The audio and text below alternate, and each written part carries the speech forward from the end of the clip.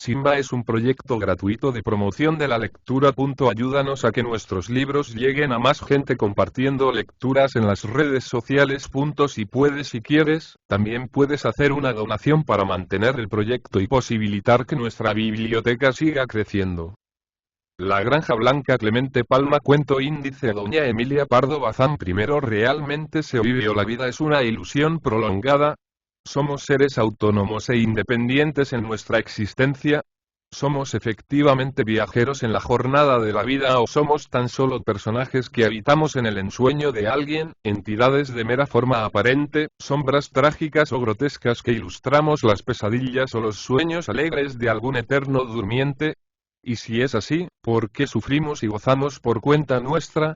Debiéramos ser indiferentes e insensibles. El sufrimiento, el placer debieran corresponderle al soñador sempiterno, dentro de cuya imaginación representamos nuestro papel de sombras, de creaciones fantásticas.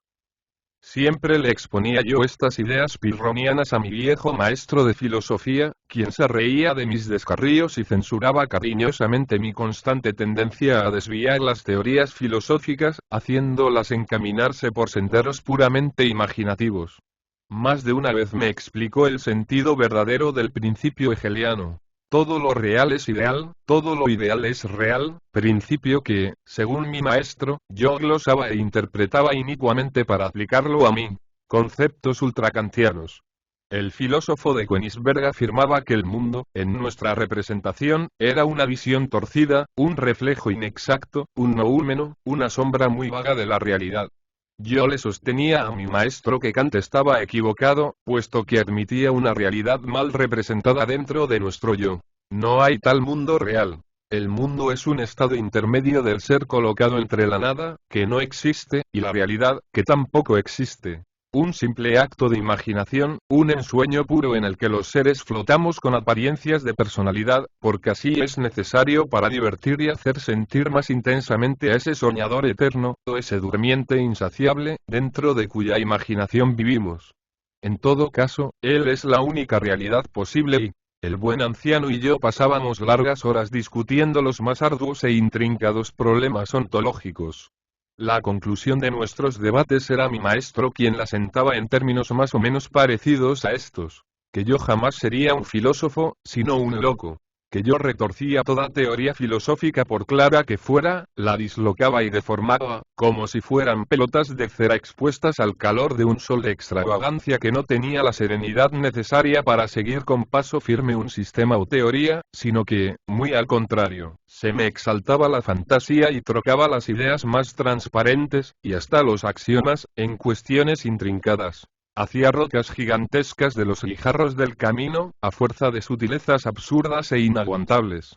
Y, añadía mi maestro, que yo le parecía bien una de esas flores de ornamentación que comienzan siendo correctamente vegetales y terminan en cuerpos de grifos, cabezas de silvanos o disparatadas bestias, bien un potro salvaje y ciego, que galopara desaforadamente en medio de una selva incendiada.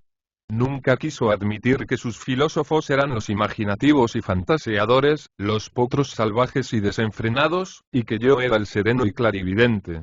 Sin embargo, mi caso, en el cual fue un poco actor, creo que le hizo modificar un tanto sus ideas filosóficas y desde que yo tenía 8 años me había acostumbrado a ver en mi prima Cordelia, la mujer que debía ser mi esposa. Sus padres y el mío habían concertado este enlace, apoyado por el cariño que nos unía y que más tarde había de convertirse en un amor loco y vehemente. Cordelia, que era pocos meses menor que yo, fue la compañera de mi infancia. Con mi prima pasé el dolor de la muerte de mis padres, y adolescentes ya, fuimos mutuamente maestros el uno del otro. De tal modo llegamos a compenetrarse nuestros espíritus que experimentábamos las mismas impresiones ante las mismas lecturas y ante los mismos objetos.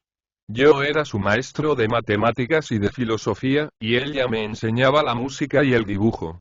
Naturalmente lo que yo enseñaba a Cordelia era una detestable tergiversación de la ciencia de mi maestro. En las noches de verano subíamos Cordelia y yo a la terraza a discutir a la luz de la luna. Era Cordelia alta, esbelta y pálida, sus cabellos abundantes, de un rubio de espigas secas, formaban contraste con el rojo encendido de sus labios y el brillo febril de sus ojos pardos. No sé qué había de extraño en la admirable belleza de Cordelia, que me ponía pensativo y triste. En la catedral de la ciudad había un cuadro, La resurrección de la hija de Jairo, de un pintor flamenco. La protagonista era una niña de cabellos descoloridos cuyo rostro era muy semejante al de Cordelia, así como la expresión de asombro al despertar del pesado sueño de la muerte. Se veía que en aquellos ojos no se había borrado la huella de los misterios sondeados en las tinieblas de la tumba, y siempre que estaba con Cordelia recordaba tenazmente el cuadro de la doncella vuelta a la vida. Cordelia discutía conmigo serenamente, recostaba su pálida cabeza de arcángel sobre mi hombro. Las ideas de Cordelia seguían en su cerebro el mismo proceso mental que seguían las ideas en el mío, y se desbordaban en un raudal delicado y puro de idealismo. Entonces nuestras almas, ligeramente separadas al comenzar la discusión, se unían nuevamente como viejos camaradas que se encontraran en la encrucijada de un camino y prosiguieran juntos la jornada. Ya en este punto de conjunción dejábamos la conversación filosófica o artística y hablábamos solo de nuestro amor. El amor es vida. Porque, adorando ciegamente a Cordelia, percibía como un hálito impalpable de muerte. La sonrisa luminosa de Cordelia era vida. La íntima felicidad que nos enajenaba llenando de alegría y fe nuestras almas, era vida. Y, sin embargo, sentía la impresión de que Cordelia estaba muerta, de que Cordelia era incorpórea. En el invierno, mientras afuera caía la nieve, pasábamos largas veladas tocando las más bellas sonatas de Beethoven y los apasionados nocturnos de Chopin. Esa música brotaba impregnada del sentimiento que nos unía, y, sin embargo, al mismo tiempo que experimentaba inefable felicidad, sentía como si algo de la nieve que caía fuera se infiltrara en mi alma, como si en el admirable tejido de armonía se hubiera deslizado un pedazo del hilo ya cortado, de la madeja de las parcas. Sentía una impresión triste e indefinible de pesadez de losa sepulcral y Cordelia y yo debíamos casarnos después de cumplida la edad de 23 años, y aún nos faltaba uno. Las tierras del mayorazgo me producían cuantiosa renta. Una de mis posesiones rústicas era la Granja Blanca, que primitivamente fue ermita y uno de mis antepasados convirtió en palacio. Se encontraba en el fondo de un inmenso bosque, fuera del tráfico humano. Hacía 2 siglos que nadie la habitaba. Nada tenía de granja, pero en el testamento de mi padre y en los papeles y libros de familia se la designaba con el nombre de la Granja Blanca. Allí resolvimos Cordelia y yo radicar nuestra vida, para gozar de nuestro amor, sin testigos, frente a la libertad de la naturaleza. Cada 3 o 4 meses hacíamos excursiones a la Granja Blanca Cordelia, mi maestro y yo. Con grandes dificultades había logrado cambiar el vetusto mobiliario de la granja por muebles nuevos, y mi novia presidía el arreglo de las habitaciones con el gusto exquisito que la caracterizaba. Qué hermosa me parecía con su túnica blanca y su sombrero de amplias alas plegadas sobre sus mejillas, encerrando su rostro pálido en una penumbra en la que fulguraban sus grandes y misteriosas pupilas. Con infantil alegría, apenas descendíamos del carricoche, corría Cordelia por el bosque y llenaba su delantal de lirios, clavellinas y rosas silvestres. Las mariposas y libélulas revoloteaban traviesas en torno de su cabecita, como si acecharan el momento de caer golosas sobre sus labios, tan frescos y tan rojos como las fresas. La muy picaruela procuraba extraviarse en el bosque para que yo fuera a buscarla, y al encontrarla, ya a la sombra de unos limoneros, ya al pie de un arroyo, ya oculta entre un grupo de rosales, la cogía en mis brazos o le daba un beso largo, muy largo, en los labios o en las pálidas mejillas, tan pálidas y tan tersas, y, sin embargo de mi felicidad, sentía de un modo lejano e indefinible, después de esos ósculos tan puros y apasionados, la impresión de haber besado los sedosos pétalos de una gran flor de lis nacida en las junturas de una tumba. Y faltaba próximamente un mes para que se realizara nuestro enlace. Cordelia y yo habíamos convenido hacer la última excursión a la Granja Blanca. Fui una mañana con el coche, acompañado del maestro, a buscarla. Cordelia no podía salir, porque se sentía enferma. Entré a verla. La pobre no se había levantado. Apenas entré en su alcoba se sonrió para tranquilizarme y me tendió la mano para que se la besara. Cómo ardía su mano y cuán grande era la semejanza del rostro de Cordelia con el de la hija de Jairo. En los días siguientes creció la fiebre de la enferma. Cordelia tenía la malaria. Sus manitas ardían horriblemente y mis labios se quemaban al posarse sobre su pálida frente. ¿Qué hacer, Dios mío? Cordelia se me moría. Ella lo sentía, ella sabía que pronto la encerrarían en una caja blanca y se la llevarían para siempre, lejos, muy lejos de mí. Lejos, muy lejos de la granja, que ella había arreglado para que fuera el nido misterioso de nuestra felicidad. Lejos, muy lejos de ese bosque ella cruzaba vestida de blanco como un gran lirio que cruzara entre las rosas y las clavellinas. ¿Por qué esa injusticia? ¿Por qué me la arrebataban de mi lado? ¿Podría mi virgencita ser feliz en el cielo sin mis besos? ¿Podría encontrar allí una mano que acariciara con más ternura sus cabellos pálidos y vaporosos? Y la más espantosa angustia se apoderaba de mí al oírla delirar con la granja blanca. Las maldiciones y las súplicas, las blasfemias y las oraciones se sucedían en mis labios, demandando la salud de mi Cordelia. Diérame la Dios o el diablo, poco me importaba. Yo lo que quería era la salud de Cordelia.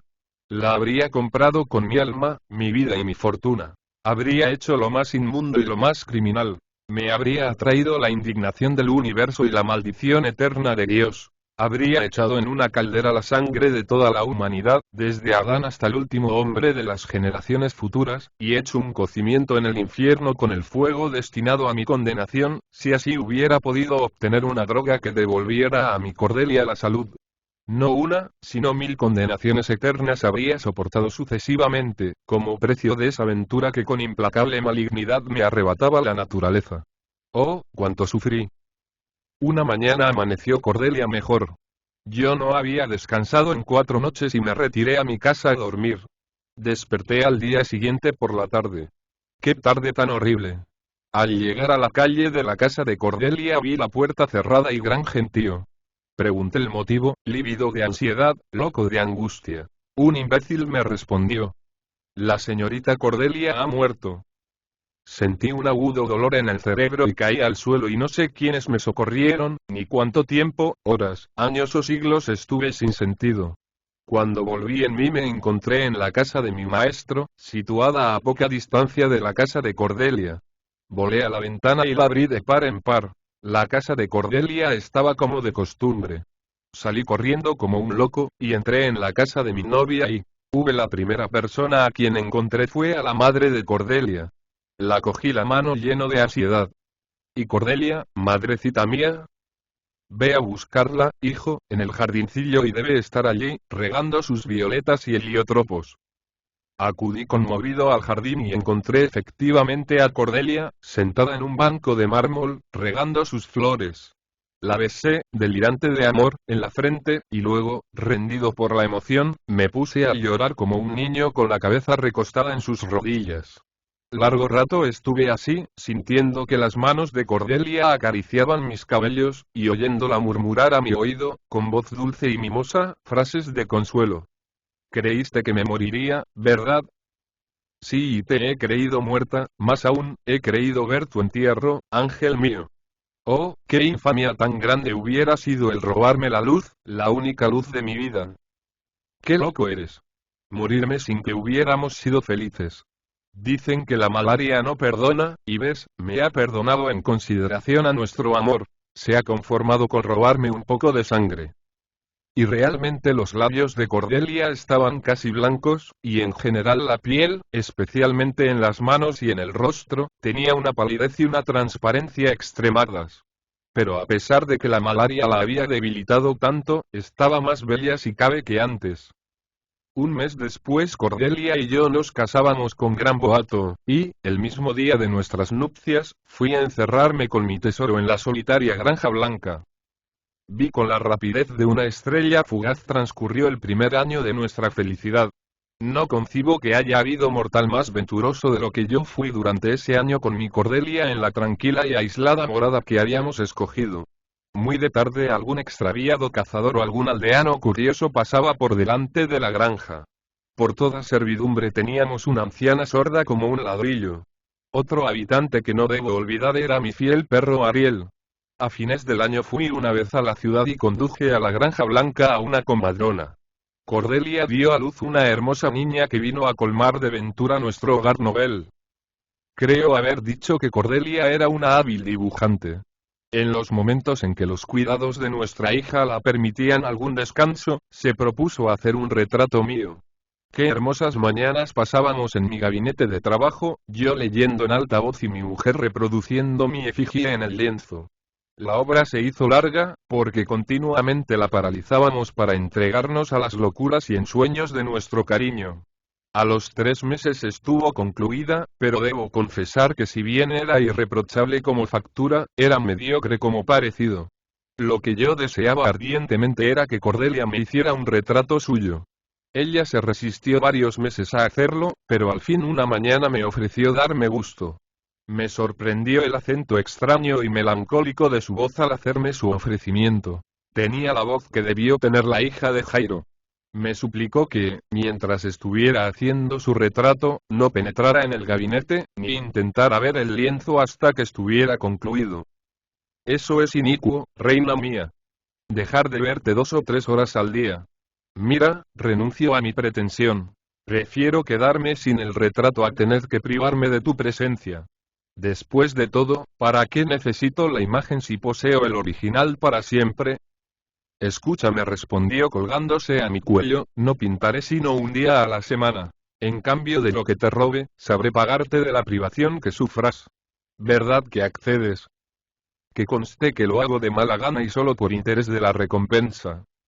Desde esa semana, todos los sábados por las mañanas encerrábase Cordelia en mi gabinete durante 2 horas, al cabo de las cuales salía agitada, pálidas las mejillas, más de lo que ya eran, y los ojos encendidos como si hubiera llorado. Cordelia me explicaba que ello era debido al estado de atención y abstracción sumas en que se ponía para coger del espejo su imagen y reproducirla en el lienzo con la mayor fidelidad.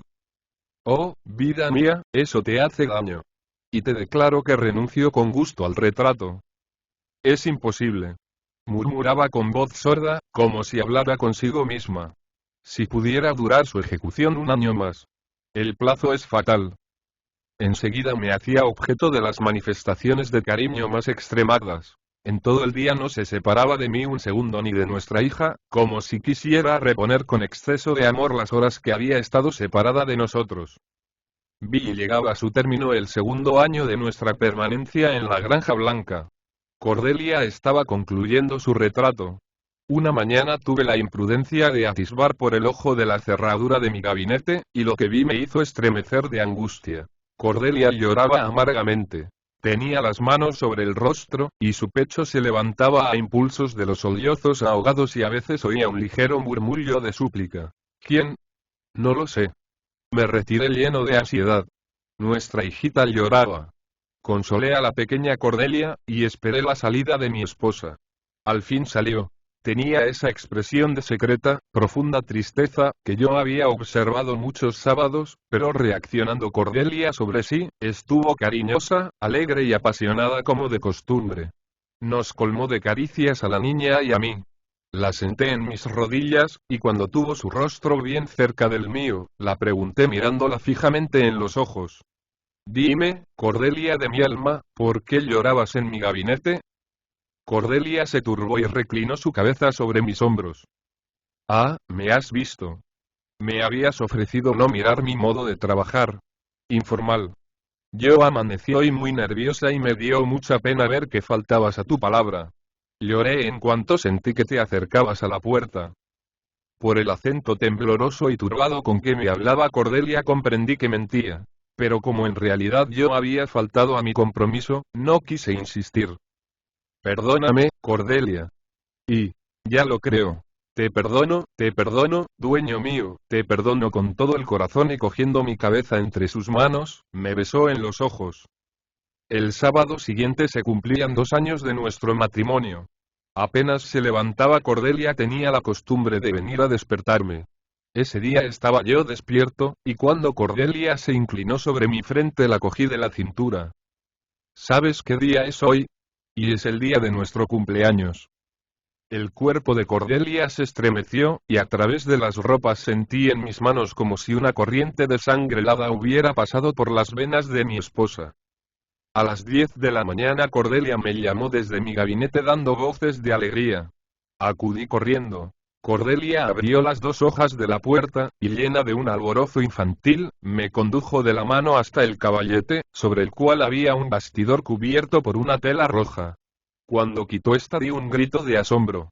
La semejanza era maravillosa. Era imposible trasladar al lienzo con mayor fidelidad y arte la expresión de amor y melancolía que hacían a Cordelia tan adorable. Allí estaba su palidez sobrenatural, sus ojos obscuros y brillantes, como diamantes brunos, su boca admirable y un espejo habría reproducido con igual fidelidad el rostro de Cordelia, pero no habría copiado el reflejo sugestivo de su alma, ese algo voluptuoso y trágico, esa chispa de amor y de tristeza, de pasión infinita, de misterio, de idealismo extraño, de ternura extrahumana. No habría copiado esa indefinible semejanza de almas entre Cordelia y la hija de Jairo, que yo percibía, sin que pudiera indagar cuál rasgo fisonómico preciso, cuál expresión determinada eran las que provocaban en mi alma el recuerdo, o mejor, la idea de la resucitada de la leyenda evangélica.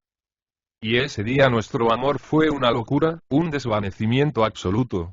Cordelia parecía querer absorber toda mi alma y mi cuerpo. Y ese día nuestro amor fue una desesperación voluptuosa y amarga. Fue algo así como el deseo de derrochar en un día el caudal de amor de una eternidad. Fue como la acción de un ácido que nos corroyera las entrañas. Fue una demencia, una sed insaciable, que crecía en progresión alarmante y extraña.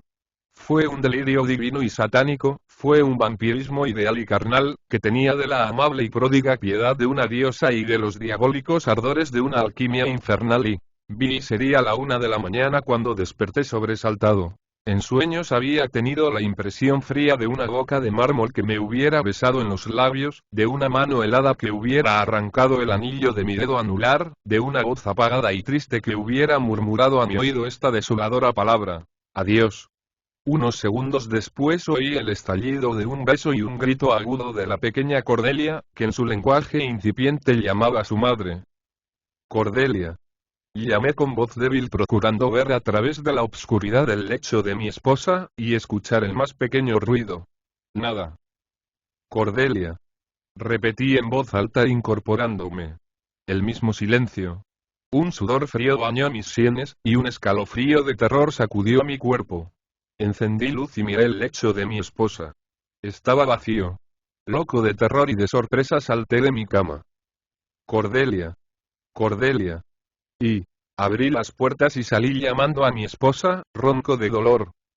Cordelia. Recorrí todas las habitaciones, todos los rincones de la Granja Blanca. En el corredor, Ariel, con el rabo entre las patas y erizados los pelos, aullaba, y los lobos del bosque respondían lúgubremente. Cordelia. Conduje a Ariel a la alcoba, le hice callar y le encomendé el cuidado de la pequeña Cordelia. Enseguida cogí en la cuadra el primer caballo que encontré, un potro negro. De un salto le monté y le sumergí al galope en la espesa tiniebla del bosque. Cordelia. Cordelia. Me respondían los furiosos aullidos de los lobos, cuyos ojos veía brillar a ambos lados de la vereda como salpicaduras hechas sobre el césped con aceite fosfórico. Cegado, enloquecido por el dolor, no reflexionaba en el peligro que corría.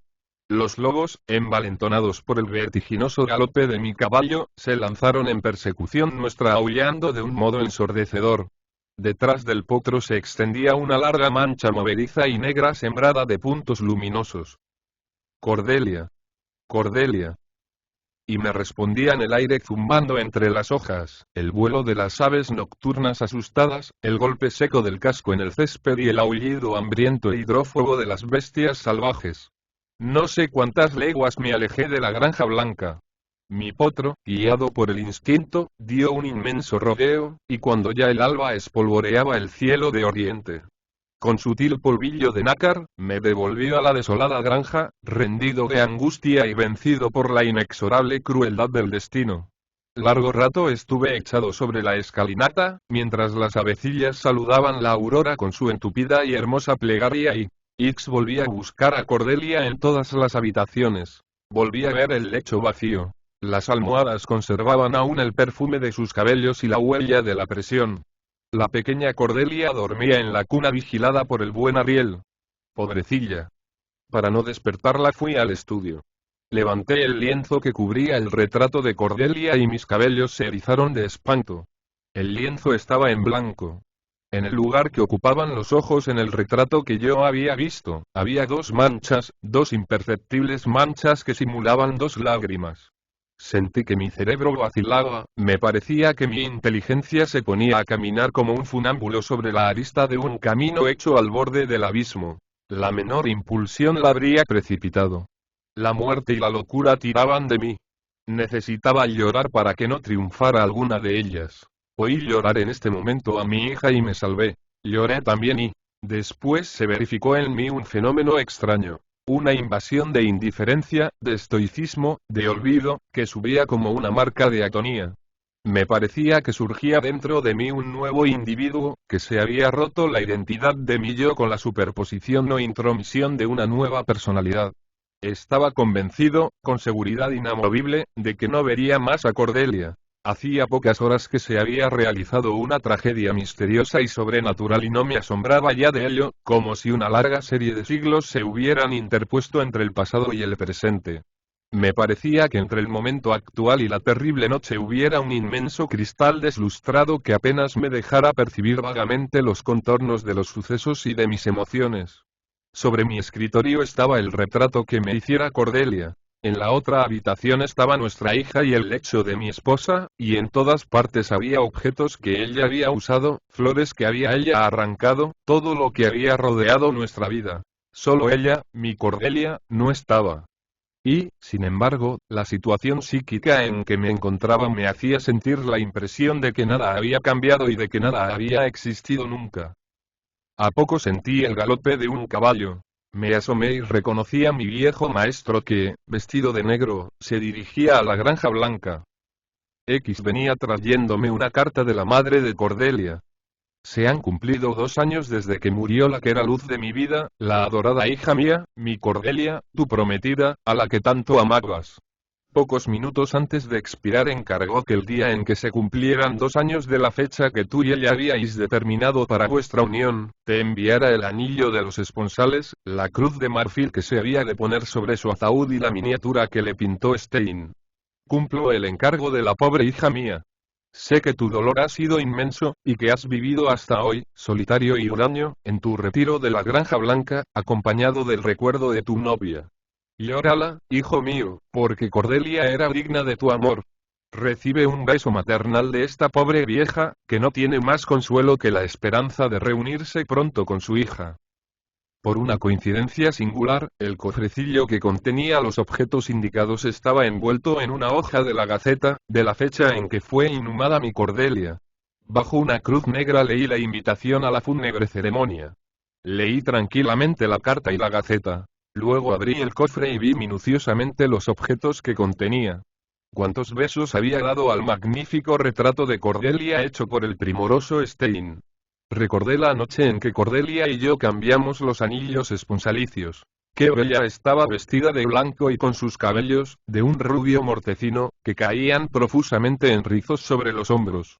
El Cristo de marfil nada me recordó.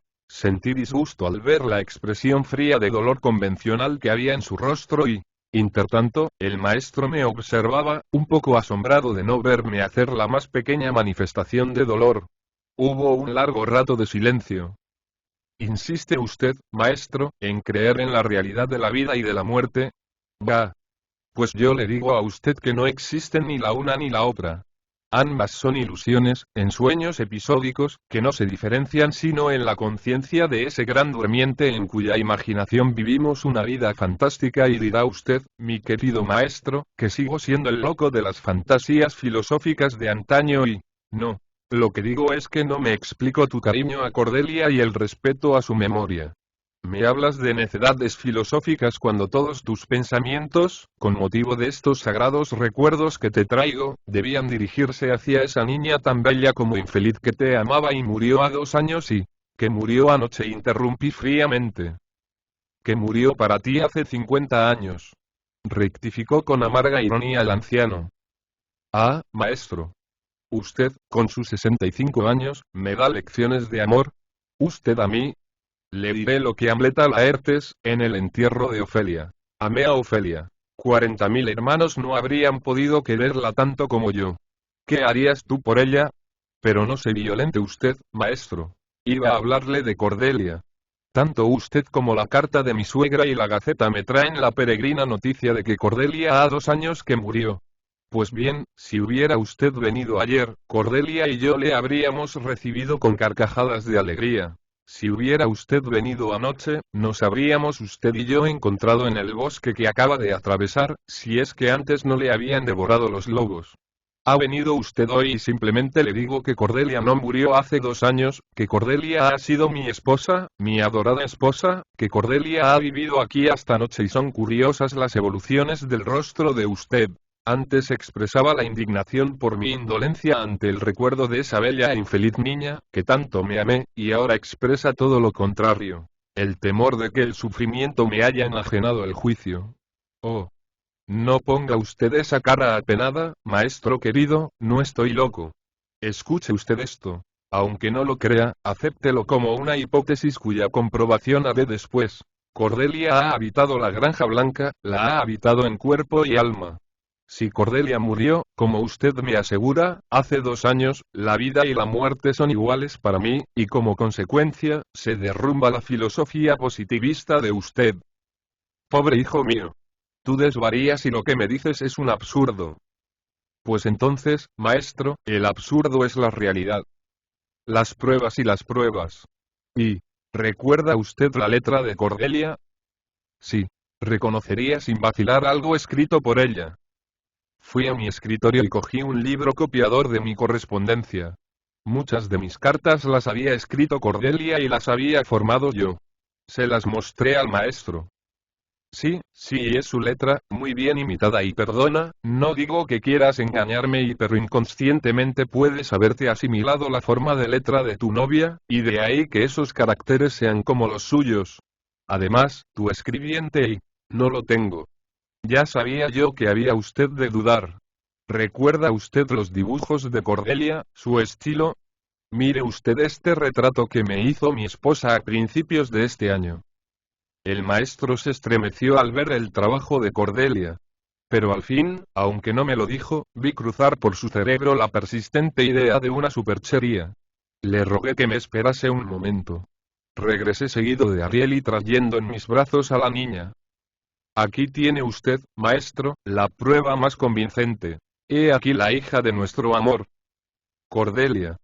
Exclamó el anciano, lívido de terror. Sus ojos querían salírsele de las órbitas y sus manos se agitaban temblorosas. Sí, y la pequeña Cordelia, maestro. Es su rostro y su expresión. Sí, la misma expresión de Cordelia y de la hija de Jairo. Y el buen viejo parecía hipnotizado por la mirada curiosa, inteligente y dulce de la niña, la cual, como si alguien le hubiera dicho al oído que ese hombre era un antiguo amigo, le tendió sonriendo los bracitos. El maestro, temblando como un azogado, la tomó en sus brazos. Es Cordelia, murmuraba, mientras yo, implacable en mis argumentaciones, seguía. Ergo, maestro, he sido el esposo de la muerta durante 2 años. Ergo, la muerte de Cordelia ha sido, a pesar de usted, del médico que la asistió en los últimos instantes, del sepulturero que la inhumó, un incidente sin realidad positiva en el ensueño de alguien. La vida de usted, maestro, la mía, la de todos, son ilusiones aéreas, sombra que sin lógica ni firmeza cruzan la región del ideal, buques fantasmas que sin rumbo fijo surcan el mar agitado del absurdo, y cuyas olas no han azotado jamás las costas de la realidad, por más que nos imaginemos ver destacarse en el horizonte, ya extensas playas, ya abruptos acantilados. Sí, maestro, no existe la realidad, o en otros términos, la realidad es la nada con formas. Calla y calla. Mi razón se turba ante este absurdo tangible, ante este misterio que vive aquí, en mis brazos. No, no mientes, no puedes mentir y esta niña es Cordelia de 1 año y de igual modo exactamente me miró y me tendió los brazos y es Cordelia que vuelve a la vida y es Cordelia que renace. Dios santo. Yo estoy loco, tú lo estás. Y pero es ella, es ella. Y... las incoherencias del aterrado maestro y una frase que exclamó. Es Cordelia que renace. Abrieron ante mis ojos un horizonte inmenso, terrible, y si la ilusión de la vida puede repetirse, también la ilusión de la felicidad puede volver y es Cordelia que renace, exclamaba yo, y mi alma entera se transportaba al futuro, y allí veía fundirse en una sola entidad a la madre y la hija. Es Cordelia que renace.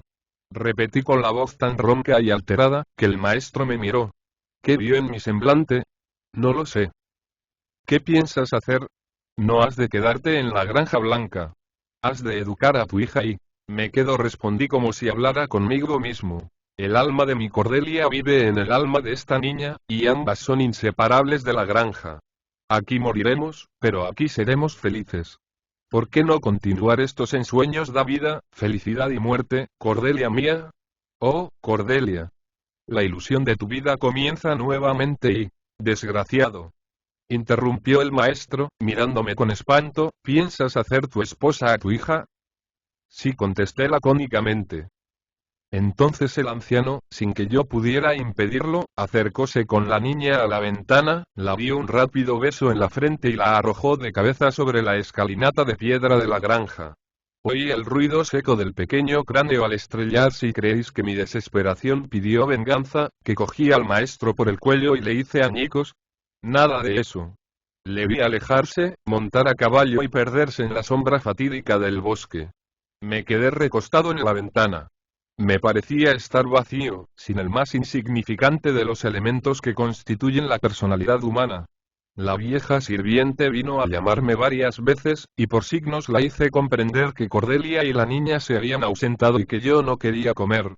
Allí, a 10 pies bajo mi ventana, estaba muerta la pequeña Cordelia. Allí estaba, sobre un charco de su propia sangre, la que más tarde habría reproducido mi perdida felicidad.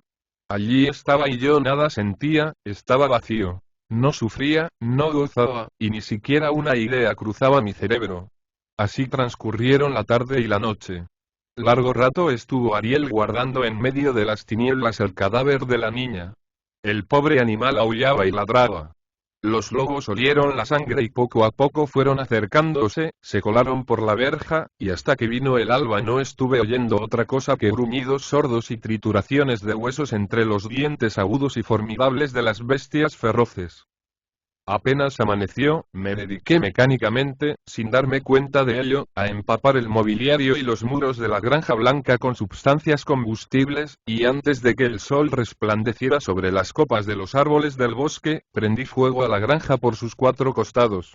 Monté mi potro negro, y espoleando cruelmente sus ijares, me alejé para siempre en desenfrenado galope de esa región maldita. Olvidaba decir que, cuando incendié la granja, estaba dentro la pobre vieja sorda. Pat.